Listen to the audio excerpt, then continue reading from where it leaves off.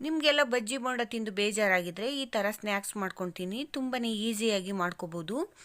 ಮೊದಲು ನಾನು 3 ಆಲೂಗೆಡ್ಡೆನ ಬೇಯಿಸ್ಕೊಂಡು ಒಂದು ಪಾತ್ರೆಗೆ ಹಾಕ್ಕೊಂಡಿದ್ದೀನಿ. ಸಿಪ್ಪೆ ತೆಗೆದು ಇದನ್ನು ಚೆನ್ನಾಗಿ ನೈಸಾಗಿ ಮ್ಯಾಶ್ ಮಾಡ್ಕೊಳ್ಳೋಣ.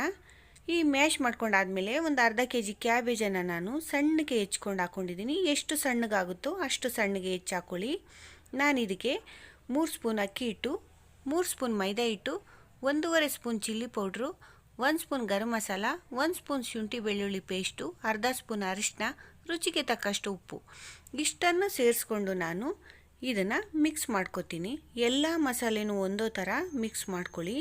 ತುಂಬಾ ರುಚಿಯಾಗಿರುತ್ತೆ. ಯಾರಾದರೂ ಗೆಸ್ಟ್ಗಳು ಬಂದರೆ ತಕ್ಷಣವೇ ಮಾಡಿಕೊಡ್ಬೋದು.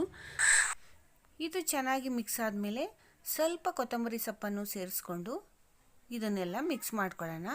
ಇದೆಲ್ಲ ಮಿಕ್ಸ್ ಆದಮೇಲೆ ಚಿಕ್ಕ ಚಿಕ್ಕ ಉಂಡೆಗಳನ್ನಾಗಿ ನಾನು ಒಂದು ಪ್ಲೇಟ್ಗೆ ರೆಡಿ ಮಾಡಿ ಇಟ್ಕೋತೀನಿ. ನಿಮಗೆ ಸೈಜು ಎಷ್ಟು ಬೇಕೋ ನೋಡಿ ಮಾಡ್ಕೊಳ್ಳಿ. ನಾನು ಈ ಸೈಜಿಗೆ ಮಾಡ್ಕೊಂಡಿದ್ದೀನಿ. ಇದೆಲ್ಲ ಆದಮೇಲೆ ಸ್ಟವ್ ಆನ್ ಮಾಡಿ ಒಂದು ತವ ಇಟ್ಟಿದ್ದೆ. 1 ಟೇಬಲ್ ಸ್ಪೂನ್ ಎಣ್ಣೆನ ಸೇರಿಸಿ ಇದು ಹಂಚು ಕಾದ್ಮೇಲೆ ನಾನು ಒಂದೊಂದೇ ಉಂಡೆ ತಗೊಂಡು ವಡೆ ಆಕಾರದಲ್ಲಿ ತೊಟ್ಟಿ ಹಾಕ್ತಾಯಿದ್ದೀನಿ. ಇದನ್ನು ಎಲ್ಲ ಹಾಕಿದ ಮೇಲೆ 2 ಸೈಡು 5-5 ನಿಮಿಷ ಬೇಯಿಸ್ಕೊಳ್ಳಿ.